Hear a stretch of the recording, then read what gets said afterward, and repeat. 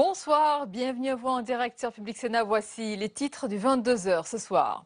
Sans surprise, la motion de censure contre le gouvernement a été rejetée à l'Assemblée. Auparavant, lors du débat, la droite a fustigé un gouvernement affaibli. En réponse, Manuel Valls a longuement défendu son action et sa volonté réformatrice. Un vrai plaidoyer pro-domo pour le gouvernement. Alors quel bilan tirer de cette séquence? Analyse dans ce journal.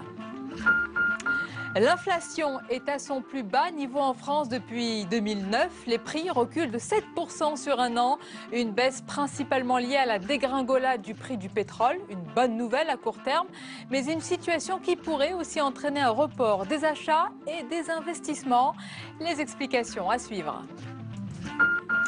Les violations du cessez-le-feu se multiplient en Ukraine. Les combats se concentrent désormais à Mariupol. Paris et Berlin tentent ce soir de sauver l'accord conclu à Minsk. Le président ukrainien Poroshenko réclame quant à lui le déploiement d'une force internationale de maintien de la paix sous mandat de l'ONU. Les éléments tout à l'heure. La blessure est vive et profonde. 4 jours après la décapitation des 21 coptes égyptiens par les terroristes de l'État islamique, le pays est toujours sous le choc et la communauté chrétienne en Égypte très inquiète. Pour en parler et évoquer l'histoire et la situation souvent oubliée des coptes d'Égypte, notre invité ce soir, il est leur représentant en France, Jean Maher, pour le grand entretien du jeudi tout à l'heure. Voilà pour le programme de votre 22h. Merci d'être en notre compagnie ce soir. La loi Macron a été adoptée et la motion de censure largement rejetée. Le débat qui a eu lieu cet après-midi à l'Assemblée a permis à Manuel Valls de réaffirmer la volonté de son gouvernement d'avancer, tandis que la droite pointe la faiblesse de l'exécutif. On voit tout cela avec Mounir Soussi. Pour l'adoption 234, la majorité requise n'étant pas atteinte, la motion de censure n'est pas adoptée. Aucune voix socialiste ne s'est portée sur la motion de censure. Manuel Valls remporte son bras de fer avec les frondeurs et s'appuie sur ce succès pour tacler l'attitude de l'UMP. Et votre vision de l'opposition pour l'opposition vous a enfermé dans des postures. Et vous avez pourtant une occasion, et vous l'avez ratée, celle de montrer le sens de l'intérêt général. 7 députés centristes sont tout de même sortis du rang en refusant de voter la censure. L'issue était prévue, mais l'opposition compte s'appuyer sur cet accroc dans la majorité pour se projeter sur les prochaines échéances. Aujourd'hui, elle est peut-être symbolique, mais la vraie motion de censure, elle viendra le 22 mars. Celle-là, ce ne sera pas celle des parlementaires, ce sera celle des Français. Une seule députée écologiste a voté contre le gouvernement. Les frondeurs ont finalement soutenu l'exécutif et tentent maintenant de dédramatiser la situation. Ce sont des choix de politique publique, alors qui sont surdramatisés parce qu'on a l'impression que c'est la fin du monde, la fin du régime, la fin du gouvernement, mais c'est pas ça. Il s'agit tout simplement d'une dispute démocratique. Voilà. Une querelle de 2 jours où le PS a fait état de ses divisions sur la place publique. Cette dispute laissera des traces dans une majorité aujourd'hui fissurée. Et maintenant, justement, quelles conséquences pour le gouvernement et sa majorité? Quel bilan peut-on tirer de cette séquence politique? L'analyse avec Jérôme Sainte-Marie. Bonsoir. Bonsoir. Vous êtes le président de l'Institut de sondage Pollingvox. D'abord, Jérôme, quelles traces vont laisser ces débats et ces divisions à gauche? Alors je crois que dans un premier temps, c'est effectivement une situation difficile pour le gouvernement. Ça signifie quand même que la majorité n'est plus là, c'est aussi bête que cela. Les Français le constatent, ils s'en doutaient un peu, mais désormais ils le constatent. Et qu'on est obligé de passer par des... comment dirais-je, par une formule parlementaire, constitutionnelle, mais totalement contraire aux engagements pris par et au discours précédent de François Hollande. Je pense que François Hollande, aujourd'hui, on en parle très peu, et pourtant c'est peut-être lui la principale victime. Une nouvelle fois, ses promesses finalement de gouverner, de diriger le pays autrement, n'auront pas pu être tenues. Ça, je pense que c'est le premier handicap. Après, il y a probablement un petit vainqueur. C'est l'UMP qui a refait son unité à cette occasion et qui s'affirme aux yeux du pays comme la principale force d'opposition. C'est normal, c'est son rôle. C'est son rôle, mais ces derniers temps, quand même, au fil des élections partielles notamment, on avait parfois eu l'impression que c'était davantage la fonction remplie par le Front National. Et parlons de Manuel Valls, qui en a profité pour réaffirmer aujourd'hui la volonté réformatrice de son gouvernement avec autorité. C'est le mot qui revient quand on parle du Premier ministre. L'autorité, c'est bien. Attention de ne pas en abuser? Il en joue beaucoup en ce moment, le Premier ministre? Oui, Si c'est ça marque, effectivement c'est une espèce de gymnique en quelque sorte qui peut finir par lasser. Ce qui est bien quand même pour lui, c'est qu'il est identifié à cette valeur, si vous voulez. Quand François Hollande finalement déclenche le 49-3, c'est totalement contradictoire avec l'image qu'on se fait de lui, avec ses atouts de dialogue, de normalité, tout cela. Eh bien, Manuel Valls, lui, est davantage dans son rôle. Ça ne va pas faciliter sa tâche dans les prochains mois, mais inversement, il a certainement engrangé pour l'avenir jusqu'en 2017 et probablement bien au-delà, l'image de quelqu'un qui serait capable de faire passer l'intérêt général contre les choix de son propre camp et de dépasser des clivages idéologiques pour affirmer sa volonté de réforme. Encore une fois, quand je dis cela, c'est pas forcément moi qui parle, mais en tout cas, c'est, je pense, l'image qui restera. Et selon vous, qu'en pensent les Français dans les sondages? Ils soutiennent, d'après les enquêtes, la loi Macron. Est-ce que justement le gouvernement joue sur l'opinion en passant en force ainsi? Oui, je crois que les Français soutiennent beaucoup plus la loi Macron, parce qu'ils ont entendu cela en se disant finalement ça touche des intérêts installés, des corporatismes, comme l'a dit le Premier ministre. Je crois que donc les Français soutiennent beaucoup plus ce qu'ils ont entendu de la loi Macron que Macron lui-même. Vous savez, Emmanuel Macron est très apprécié de beaucoup, sans doute à raison. Il a la même cote de popularité d'ailleurs à droite qu'à gauche, mais en même temps... Presque comme Manuel Valls. Presque comme Manuel Valls. Oui. Mais c'est-à-dire, ça veut tout dire. Ça veut dire quand même que ce gouvernement et sa politique sont un petit peu décentrés par rapport au cœur de son électorat. Et on peut penser que Emmanuel Macron a du mal à incarner, on va dire ça comme ça, les valeurs de la gauche. Quand Pierre Bérégovoy, par exemple, il y a assez longtemps désormais, menait lui aussi une politique de réforme, ses origines ouvrières, son style, plaidait plutôt pour lui à gauche. Emmanuel Macron a beaucoup plus de mal. Et ce soir, donc, la loi a été adoptée. Merci beaucoup, Jérôme Sottemarie, pour votre analyse. Et sur ce sujet, justement, et d'autres, Nicolas Sarkozy, vous l'avez dit, part à l'offensive contre François Hollande et le gouvernement. Le patron de l'UMP a sonné la charge ce matin sur Europe 1. Il considère que le couple exécutif n'a plus les moyens de réformer. Et il a aussi évoqué sa candidature en vue de 2017. Pas obligatoire, a-t-il dit. Les faits et le décryptage avec Mounir Soussi. Une longue interview et un déplacement à Chalon-sur-Saône. Après quelques jours, sans prise de parole médiatique, Nicolas Sarkozy reprend son rôle de principal opposant et le chef de l'UMP a l'actualité de son côté. Hausse du chômage, une majorité parlementaire en crise autour de la loi Macron, des actualités qui donnent le sourire à Nicolas Sarkozy. Mais pour sa candidature au présidentiel de 2017, il joue la prudence. Ma candidature n'est pas obligatoire. Elle n'est pas obligatoire parce que je ne suis pas persuadé d'être toujours le meilleur en tout. Vous voyez, j'ai appris. Elle n'est pas obligatoire parce que je ne suis pas certain d'être celui qui sera le mieux à même de conduire ce combat. Un revirement que François Fillon a du mal à croire. D'abord, j'ai toujours pensé qu'on ne change pas. Enfin, j'ai jamais aimé cette formule qu'utilisent tellement les hommes politiques. J'ai changé. Je pense que quand un homme politique dit j'ai changé, il faut tout de suite faire preuve de très grande prudence. Donc je pense qu'on ne change pas ni les uns ni les autres. Ce changement d'attitude, ce proche de Nicolas Sarkozy n'y croit pas non plus. Mais il comprend cette prudence. Nicolas Sarkozy, pour lui, est un leader qui doit prendre de la distance. Très difficile de dire à un champion sportif, quel que soit le sport, de dire j'ai gagné d'avance. Donc il faut inviter les autres à monter sur le ring, autrement vous ne restez pas champion. Il prendra la meilleure solution pour que son camp gagne. Et moi, je pense qu'il est probablement le champion de ce camp-là. À 1 mois et demi des départementales, l'ancien président de la République joue la carte de la sagesse et tire peut-être aussi les enseignements de la défaite de l'UMP dans le Doubs. Il se différencie également de ses adversaires. Alain Juppé, François Fillon et Xavier Bertrand, eux, ont déjà annoncé leur candidature pour 2017. François Hollande réaffirme la nécessité de la dissuasion nucléaire. Dans un discours prononcé sur la base militaire d'Istres, le président a mis en avant l'indépendance de la France liée à la dissuasion nucléaire tout en s'engageant pour la transparence dans ce domaine. On l'écoute. Le contexte international n'autorise aucune faiblesse. Et c'est pourquoi le temps de la dissuasion nucléaire n'est pas dépassé. Et il ne saurait être question, y compris dans ce domaine, de baisser la garde. C'est pourquoi notre dissuasion va de pair avec le renforcement constant de l'Europe de la défense. Mais notre dissuasion nous appartient en propre. C'est nous qui décidons. C'est nous qui apprécions nos intérêts vitaux. La suite du 22h, dans un instant, c'est le grand entretien du jeudi consacré ce soir aux martyrs des Coptes d'Égypte après l'assassinat des leurs en Libye. On en parlera avec leur représentant en France, Jean Maher. Mais d'abord, c'est le tour de l'info en France et dans le monde. Il est signé Agathe Pécastin.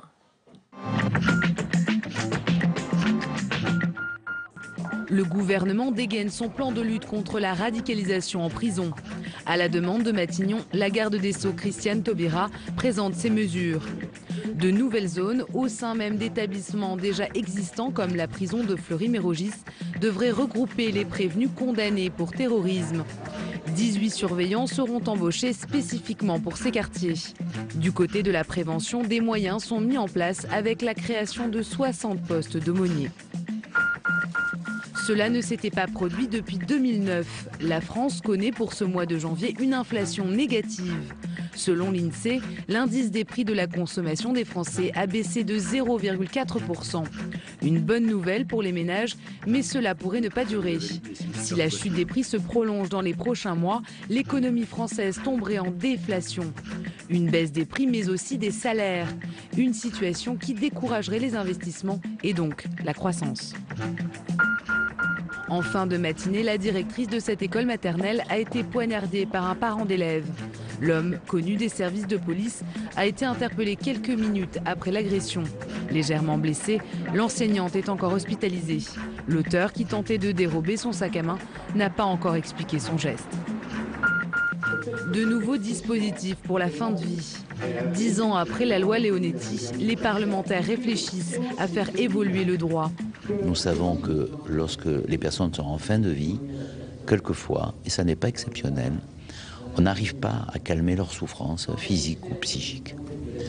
On peut à ce moment-là les endormir pour ne pas souffrir avant de mourir. Cette technique, c'est la sédation profonde que cette proposition de loi instaure comme un droit. Le 10 mars prochain, la discussion se poursuivra à l'Assemblée nationale. 6 mois de plus, c'est ce que demande la Grèce à l'Eurogroupe. Une extension du plan d'aide qui paraît bien reçue par l'Union européenne. C'était sans compter sur la rigueur de l'Allemagne. Berlin rejette la demande d'Athènes.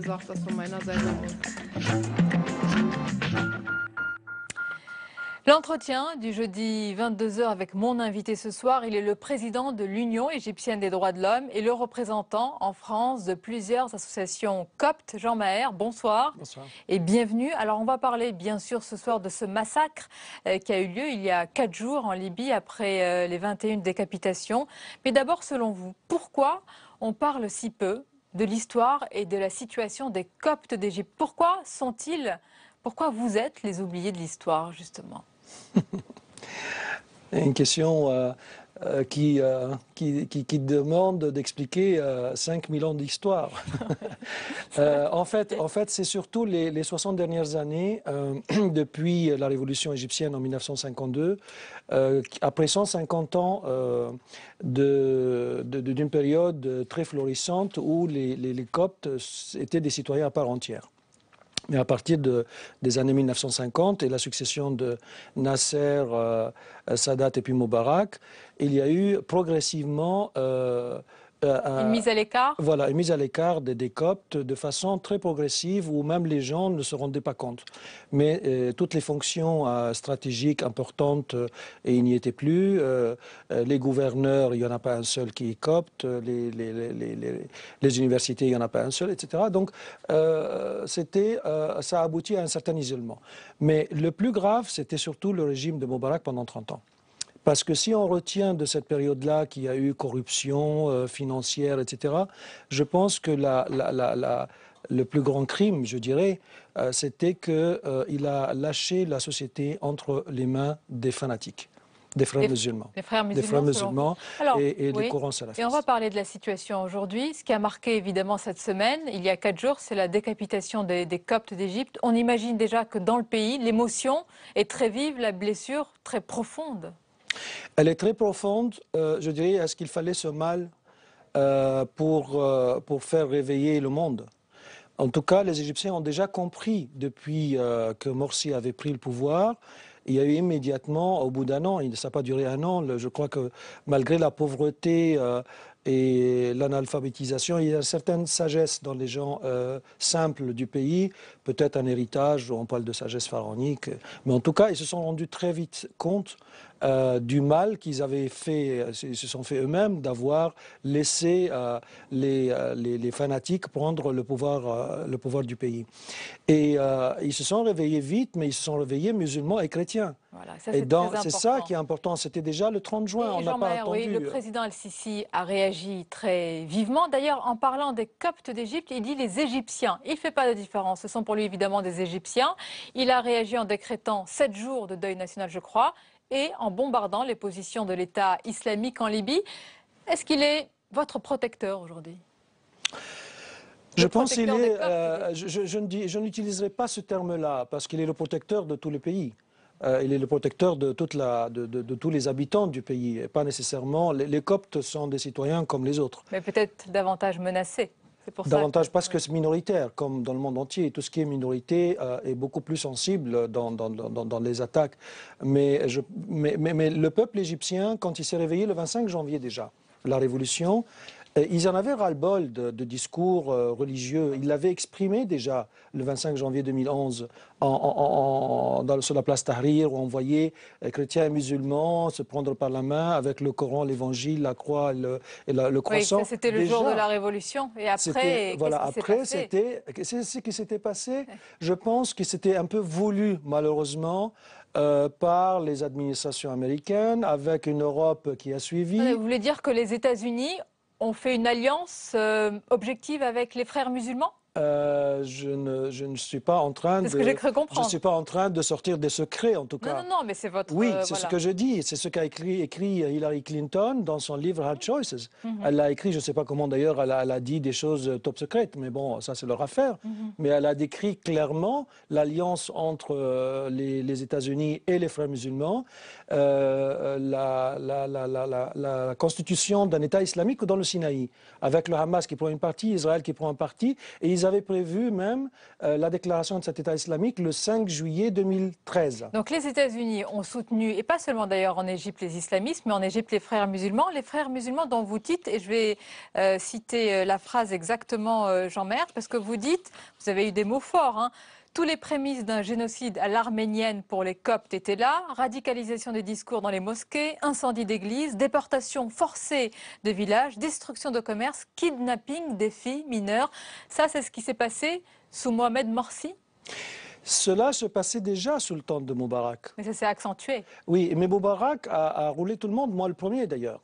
Il a roulé l'Occident, il a dit je suis le protecteur des Coptes. Mais vous étiez moins menacé? Non, ces phénomènes-là existaient déjà, depuis même à la fin du règne de Sadat. Et puis après, ça s'est accentué pendant les 30 ans de Moubarak. Et il a laissé faire. Mais de temps en temps, il frappait les frères musulmans, de temps en temps, il les mettait dans les prisons et puis il les relâchait. Il a laissé faire avec les salafistes parce qu'il ne s'aimait pas, donc il pensait qu'avec ça, il va attaquer donc les frères musulmans. Donc il a eu un jeu double, il a eu un jeu double, il a joué avec l'Occident. Alors, et aujourd'hui, le général El-Sisi, vous dites, il protège tous les citoyens, entre autres évidemment les Coptes d'Égypte, qui sont les citoyens à part entière en Égypte, et vous entendez les critiques à son endroit, notamment en Europe, on dit qu'il a une justice expéditive à l'encontre des frères musulmans. Qu'est-ce que vous en pensez? Je pense qu'il l'a dit clairement quand on lui a posé la question. Le problème, c'est sûr qu'il y a beaucoup, vous savez, Kouachi et Koulibaly, qu'est-ce qu'on allait faire avec eux? Il fallait les arrêter. Il y a beaucoup de Kouachi et de Koulibaly en Égypte aujourd'hui. Le terrorisme est né en Égypte. En 1928, quand il y a eu la création des frères musulmans. Et c'est progressivement préparé, il est très bien organisé, il est très fort, il est devenu mondial, et il y a eu des ramifications du type Qaïda, du type Daesh, et tout ça, mais tout est né là. Donc aujourd'hui, l'Égypte a fait naître ce terrorisme. Et quand il y a beaucoup de gens qu'on sait qu'ils ont tué. Qu'est-ce qu'on en fait? Bon, c'est vrai que la justice égyptienne ne doit pas faire, et moi j'étais le premier à critiquer, on ne va pas de façon expéditive dire, bon, 600 condamnés à mort. Et d'ailleurs, ça se résulte à quoi?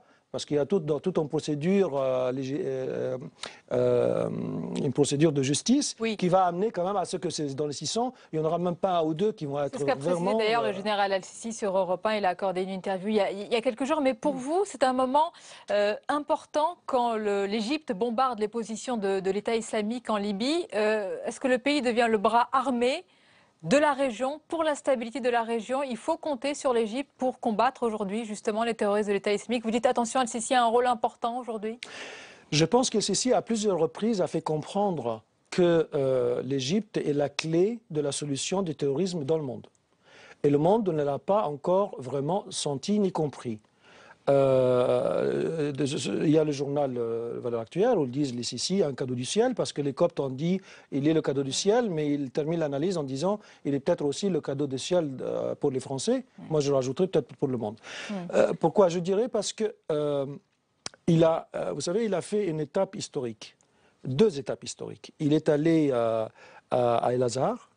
Et pour dire aux gens, on ne peut pas être des concepteurs d'idéologie, de violence et de haine et exporter ça dans le monde. Et quel est l'autre geste que Et vous le avez deuxième, retenu? il est le premier gouvernant, je ne dis pas président, parce que gouvernant depuis 1400 ans, gouvernant musulman, depuis l'introduction de l'islam en Égypte, qui va à la messe de minuit à l'endroit le 6 janvier, parce que les gens, ils allaient avant ou après.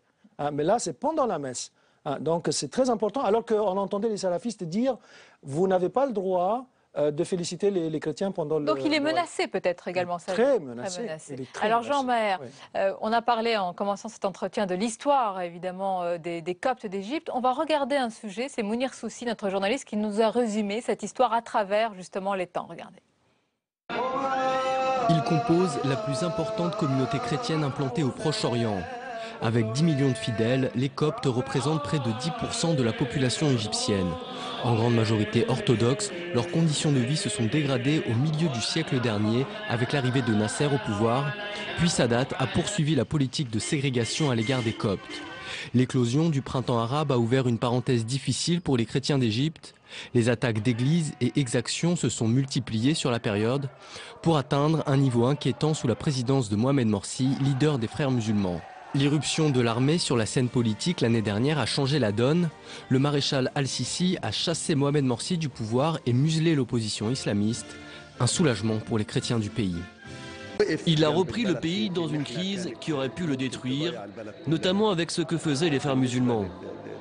Comme il a sauvé des gens et qu'il prend leur parti, beaucoup le soutiennent. Le nouveau président a fait plusieurs gestes d'ouverture envers les Coptes. Il a assisté à une messe de minuit, une première pour un président. Et dès l'annonce de la décapitation de 21 chrétiens égyptiens par Daesh en Libye, il a rendu visite au pape orthodoxe Théodore II pour présenter ses condoléances. La vigueur de la riposte et les frappes aériennes lancées pour venger les victimes envoient un signal positif aux Coptes sur leur appartenance à la société égyptienne, eux qui aimeraient que leur église ne soit plus celle des martyrs. Voilà pour les différents signes qui ont été donnés. Mounir Soussi, notre journaliste, vient de dire que l'église, justement, chrétienne, des Coptes, elle était appelée l'église des martyrs. Est-ce qu'elle a un rôle politique, cette église? Elle a bien sûr un rôle spirituel. Est-ce qu'elle a un rôle politique en Égypte? Elle n'a pas un rôle politique, mais elle n'est pas isolée des hommes politiques. D'ailleurs, toute institution religieuse ne peut pas être totalement isolée, si on voit même en France. Mais elle s'appelle l'Église des martyrs parce que je pense que c'est le pays qui a souffert le plus de martyrs pendant la période romaine déjà, et pendant les différentes califats musulmans. Il y avait des périodes qui étaient très bien, mais des périodes qui étaient très très dures au niveau persécution.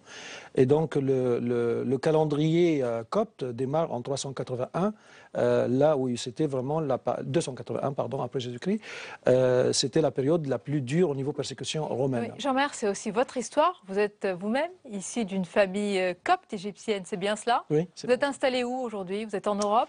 Moi, ça fait, je suis français. Je dis je suis français d'origine copte. Bon, j'ai quitté dans les années, j'avais 24-25 ans. Je suis ingénieur de formation, ma femme est française. Donc, je me sens français d'abord, mais je garde mon origine et mon identité. Et si on s'intéresse à cette origine, à cette histoire, à la culture aussi, est-ce qu'il ne faut pas s'intéresser en Égypte, je suppose que vous le connaissez, à un musée, c'est le musée copte du Caire, qui est d'une richesse inouïe, paraît-il. Il est préservé aujourd'hui, c'est un musée qui est sauvegardé? Je pense que oui. Je pense que ce musée a été sauvegardé. Il n'y a pas eu d'attaque. Je ne me souviens plus exactement l'histoire de sa constitution, mais il a, je pense, plus de 100 ans d'existence. Mais il y a des choses qui sont très précieuses. Des découvertes des premiers siècles. Vous savez, ces lieux d'histoire et de culture qui racontent peut-être le mieux le dialogue entre les religions, les différentes confessions. Tout à fait. Et puis on voit aussi l'influence de l'Église d'Égypte pendant les premiers siècles, parce qu'on trouve énormément de manuscrits qui datent de 100, 150 et 200 après Jésus-Christ. Donc tout à fait au début de la création de la fondation du christianisme, on trouve des versions de la Bible et du Nouveau Testament. Extrêmement rare, dans ce musée. Alors Jean-Maher, comme tous les jeudis, on fait réagir notre invité à une semaine d'actualité qui est croquée par notre dessinateur Hervé Baudry. On va vous laisser la regarder, puis après vous allez choisir un dessin pour le commenter ensemble, si vous le voulez bien regarder. Très bien.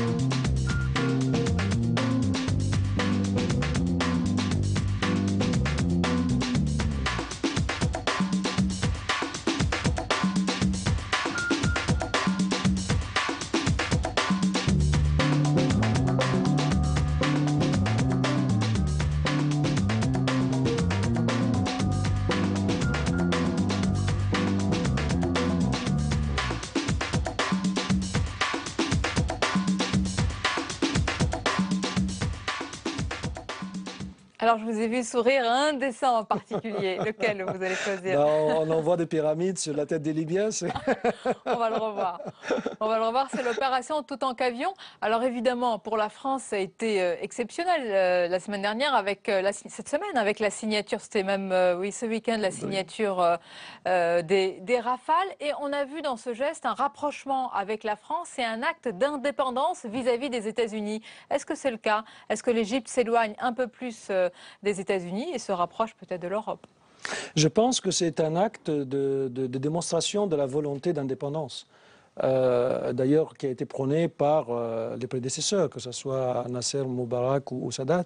Et Sadat a hérité le pays qui était plutôt avec une alliance russe, et il s'est transformé en une alliance américaine. Et Moubarak a continué un tout petit peu, mais là, je pense le message d'El-Sisi, dire nous sommes indépendants et nous avons notre propre volonté. Il avait très bien compris d'ailleurs le schéma de cette Égypte qui allait être morcelée. Il était quand même le chef du service secret de l'armée. La transition n'a pas été évidente pour arriver à la présidence et les défis sont également très importants. En tout cas, c'était un plaisir pour nous de vous recevoir, Jean-Maher, et de parler de l'histoire très importante des Coptes d'Égypte. Merci d'avoir été notre invité. On arrive à la fin de ce journal. Merci à vous, merci de votre fidélité. Belle et douce nuit. À bientôt.